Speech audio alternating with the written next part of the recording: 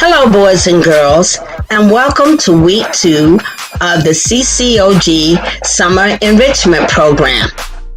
My name is Mrs. Drew, and I will be your facilitator for this evening. Last week, Mrs. Maury was here, and she introduced us to the book we'll be using. But before we get started on our lesson for tonight, I want to give a few shout outs to some of the students who were with us on last week.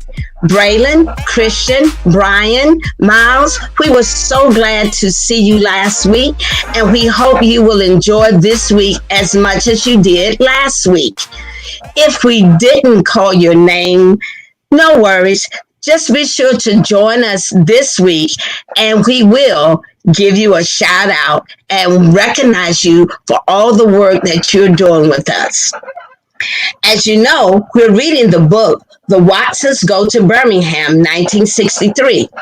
This book is told by Kenny, one of the characters in the book. In the literacy world, this is known as first-person point of view. We see the story through the eyes of the character of the book. Clue words for that point of view are I, me, my, mine, us, and we. Last week, Mrs. Murray read part of chapter 1 to you. You were asked to finish that chapter and also read chapters 2 and 3. Just in case there was someone here new for the first time, or you hadn't had a chance to read all of the chapters yet, I will give you a quick summary of the first 3 chapters so that we can get up to the point where I will be reading on tonight. Chapter 1, and you wonder why we get called the Weird Watsons. In this chapter, you were introduced to the Watson family. They are the dad, Daniel Watson, Mama, Willona Watson, and their children, Brian, the oldest one, who is also called Bi, Kenneth, the middle child, who is also called Kenny, and Joetta, the youngest child and only girl, who is also called Joey. They live in Flint, Michigan, and everyone was born there except for Mama. She is from Alabama and is having a lot of trouble with the cold. Byron is 13 years old, trying to find his place between being cool and fitting in his family. We learn how much he loves himself and the disastrous results of him kissing his reflection on the car mirror. Chapter 2. Give my regards to Clark Poindexter. In chapter 2, we're introduced to a few of the friends of the Watson kids. Buckhead is Brian's friend. Larry Dunn is the king of kindergarten through 4th grade at Clark Elementary School, where the kids are attending, and the new kid, Rufus Fry. We also learn what the phrase, give my regards to Clark Poindexter, means. Chapter 3. The world's greatest dinosaur war ever. Chapter 3 gives us a little more information about Rufus. He has a younger brother named Cody, and they have moved to Flint from Arkansas.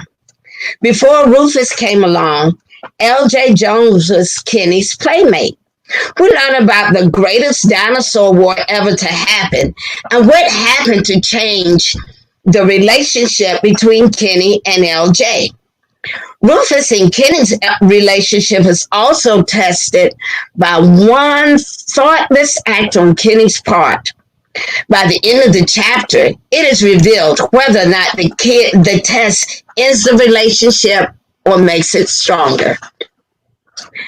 I purposely did not share details of the book in the event everyone has not read it.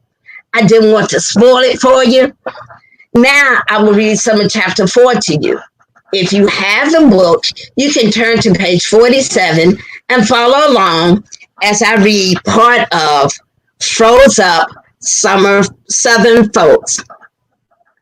Because she had been born in Alabama, Mama really didn't know anything about the cold. Even though she had lived in Flint for 15 years, she still thought cold weather could kill you in a flash. That's why me and Joey were the warmest kids at Clark Elementary School. Mama wouldn't let us go out on a cold winter day unless we were wearing a couple of t-shirts, a couple of sweaters, a couple of jackets, and a couple of coats, plus gigantic snow pants that hung on your shoulders by suspenders, plus socks and big black shiny rubber boots that closed with 5 metal buckles. We wore so many clothes that when we pulled our final coat on, we could barely bend our arms. We wore so many clothes that when Byron wasn't around, the other kids said stuff like, "Here come them weird Watson doing their mommy imitations." But the worst part of this was having to take all this stuff off once we got to school. Now, I just want to pause right here for a minute and tell you, this image of them dressed in all these warm clothes and not being able to move their arms reminds me of a scene in the movie A Christmas Story, where the little boy was dressed up and covered up, and he did look like a mummy, and he couldn't move his arms and he couldn't talk. If you hadn't seen that movie, that's something you might want to add to your list. Ask your parents about it. It was my job to make sure Joey got out of her coats and things. Okay, so after I took off all of my junk, I went down on the kindergarten and started working on hers. Joey usually looked like a little zombie when I peeled the coats and jackets off of her. She got so hot inside all this stuff that when I finally got down to the last layer, she'd be soaking wet and kind of drowsy looking. I took her hood off and unwrapped the last scarf that was around her head. When the scarf came off, there was always a nice smell, like Joey was a little oven, and inside all these clothes, she had baked up her own special perfume with the smell of shampoo and soap and the pomade Mom put in her hair. That was the only part I didn't mind. I loved sticking my nose right on top of Joey's head and smelling all those nice things baked together. Mama always kept a little towel in Joey's last jacket's pocket so I could make sure her face and hair were dry. "Kenny," she said one time while I wiped the sweat from her forehead and hair, "can't we do something to stop Mommy from making us get so hot?" "I tried, Joey. Mama thinks she's protecting us from the cold."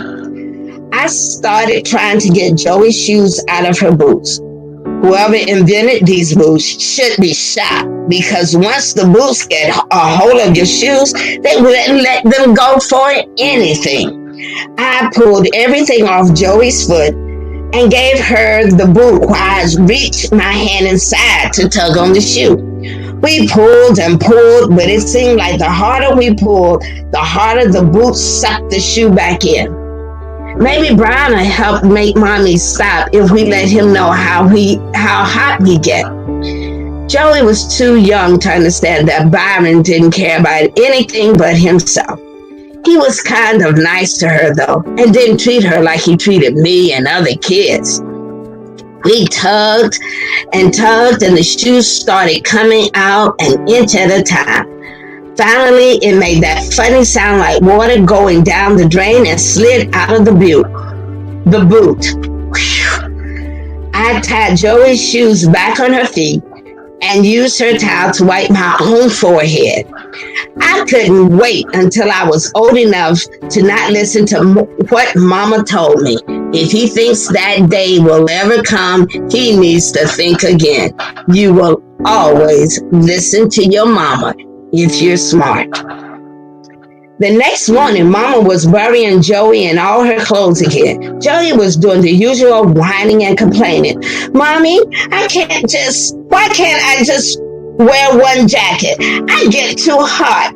And besides, when I wear all this junk, I'm the laughing stock of the morning kindergarten." Mama's hand came up to cover her mouth, but she got serious when she said, "Joey, I don't want you to be the laughing stock, but I don't want you catching a cold. You've got to keep bundled up out there. It's colder than you think. This cold is very dangerous. People die in it all the time." Joey pouted and said, "Well, if they die in it all the time, how come we don't see any frozen people when we go to school? Mama gave Joey a funny look and pulled her hand over her head. Sweetheart, do what Mommy says. It's better to be too warm than too cold. Joey whined a little more while Mama put her boots on her. Me and Byron went outside and waited on the porch. He was trying to look cool, but I said to him anyway, man, I hate taking all that stuff off Joey when we go to school. She whines and cries the whole time. I stood next to him and looked at him sideways. Seems to me like you got a real bad memory. Who you think took all that stuff off your little behind all these years? What goes around, goes around. I was surprised he had said anything, since Brian thought it was cool not to answer stuff when someone younger than you said it. But he wasn't being completely nice. While I was talking, he kept moving around me, so if I wanted to look at him sideways, I'd have to move too. It must have looked like we were doing some kind of square dance with me moving around like one foot was nailed to the porch. Yeah, but I didn't cry and whine. Byron kept circling me and put his hand behind his ear. What? I know you didn't say what I think you said. You were the cryingest little clown there ever was. With Byron walking around me like that, we must have looked like we were in the Wild West, and I was a wagon train, and Byron was the Indian circling, waiting to attack. Byron changed direction and started going around the other way. And I acted like my other foot was nailed to the porch and started following him sideways that way. I knew there wasn't much point saying a whole bunch more to him, so I said mostly to myself, man, I hate listening to Joey whining when I take all that junk off her at school. Well, listen here, he said. I'm going to help you out. I know it's kind of stupid to think someone who's teasing you by going around in circles is going to help you out. But I said anyway, how? He kept going around and round me. I bet we looked like the solar system, with me being the sun and Byron being the orbiting Earth. I'll talk to Joey, kind of put her mind at ease. This didn't sound too good, and I got sick of it. This didn't sound too good, and I got sick of By teasing me, so I let the Earth orbit by itself. Joey finally came out, and the three of us walked toward the bus stop. Byron started right in. Baby sis, I know you don't like wearing all them clothes, right? Right, Byron? They get too hot. Hey, yeah, I'm here. But there's a good reason why you gotta have all that stuff on. Why? Only me and Kenny wear this much junk. Yeah, but what you don't know is that Mama's only doing what's right. There's something she don't want you two to know yet. But I know you some real mature kids, so I'ma tell you anyway. Okay, tell us. I'm gonna stop right there. If you would like to know what else happens, what that big secret is, continue reading chapter 4, and also complete chapters 5, 6, and 7, so you will be at the point that Mrs. Murray will start on next week. As I was reading the books, there were some words that you might not have known because you might not have heard them before, or you might not have used them yourself. As a teacher and an adult, I have learned there are ways to determine what those words are. In this lesson, I'm going to teach you a few of these strategies. The easiest way to learn the definition or meaning of a word is to use a dictionary. Unfortunately, there isn't always a dictionary available to you to use, or you may be taking a test and you aren't allowed to use a dictionary. So the second easiest way is to ask somebody what the word means. Again, though, if taking a test, that's not possible. So what do? So glad you asked that. I have been waiting in great anticipation to share this with you. The easiest way to use, get ready, the easiest way to figure out those unknown words is context clues. Yes. Now I know that some of you are looking at me as though I have lost my mind. Trust me, I haven't. I'm just excited. You'll be excited too when you realize that you have already used context clues and probably didn't even know it. To prove that I'm right about you, the first thing I will do is show you what a context clue is.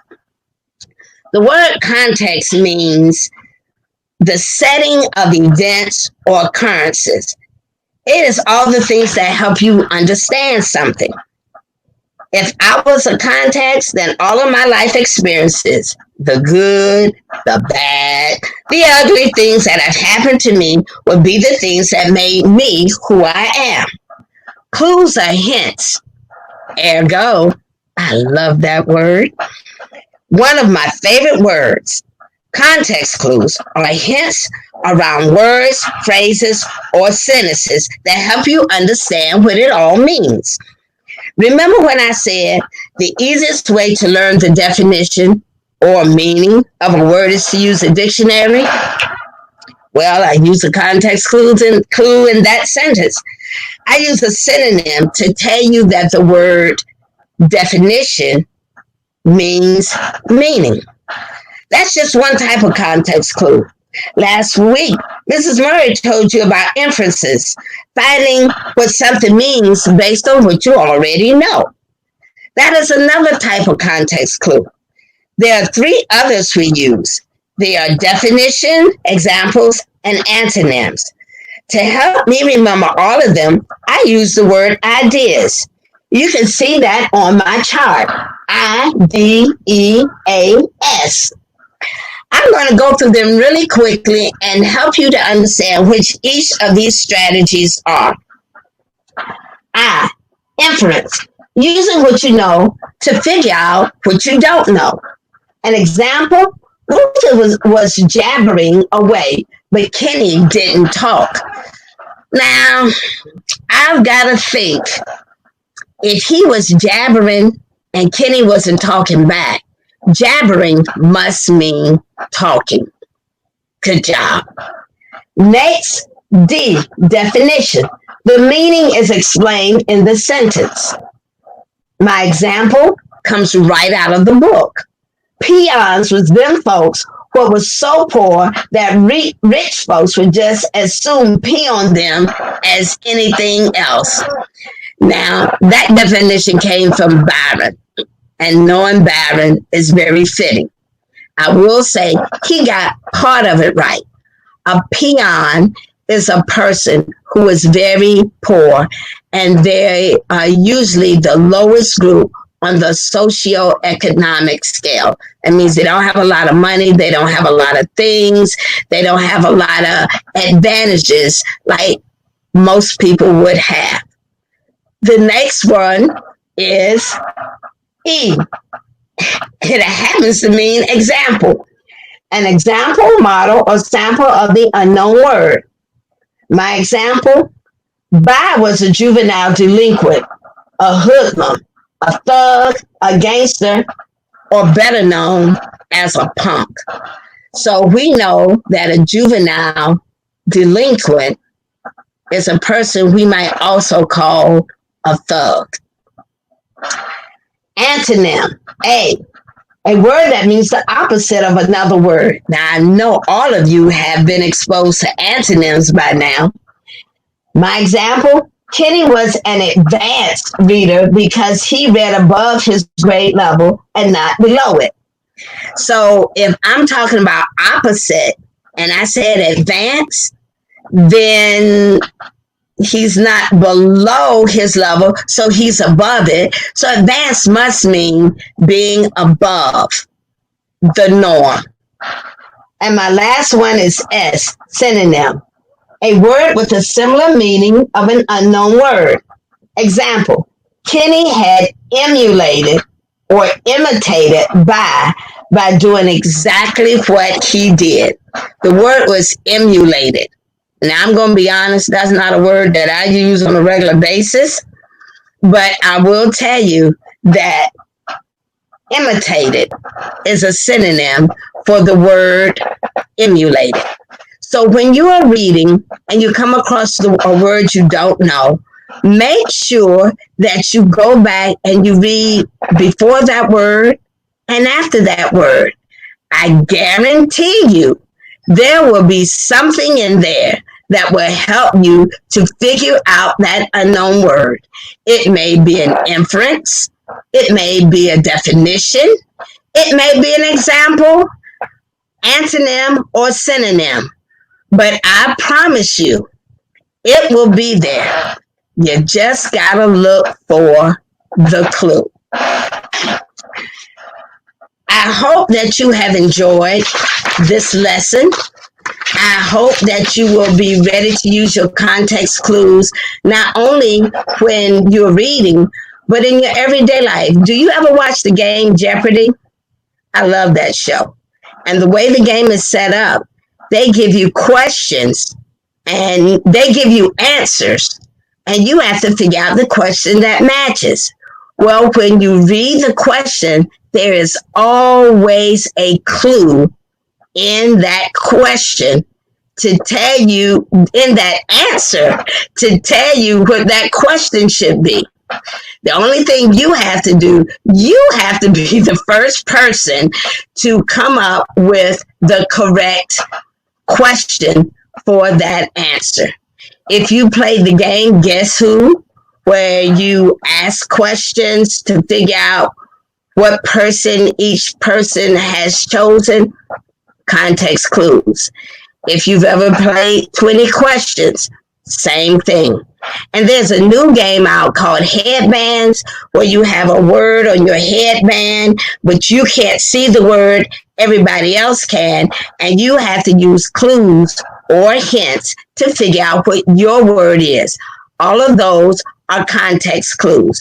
So you use them, don't be afraid of them, embrace them. And I guarantee that your reading will become better and better for you.